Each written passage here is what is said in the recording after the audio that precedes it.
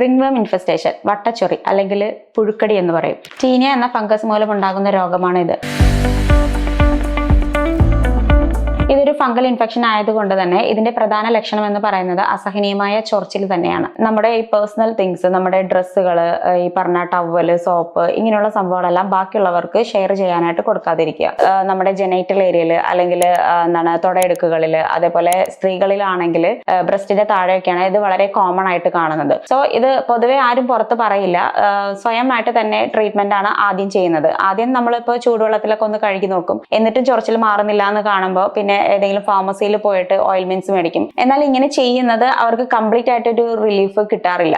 Actually നമ്മുടെ രാജ്യത്തിൽ നിയമം വളരെ കർശനമല്ലാത്തത് കൊണ്ട് തന്നെ നമ്മുടെ ഫാർമസിയിലൊക്കെ സ്റ്റിറോയിഡ്സ് ഒക്കെ വളരെ ഈസി ആയിട്ട് കിട്ടുന്നതാണ്. ഈ ഓയിൽമെന്റ്സിലെല്ലാം ഒരുപാട് സ്റ്റിറോയിഡ്സ്, അതുപോലെ തന്നെ മിക്സ്ചർ ആയിട്ടുള്ള കോമ്പിനേഷൻസ് ഉള്ള മെഡിസിൻസ് ആണ്. പക്ഷെ ഇത് തുടരെ ചെയ്യുമ്പോൾ നമ്മുടെ പ്രതിരോധ ശേഷി കുറയുകയാണ് ചെയ്യുന്നത്.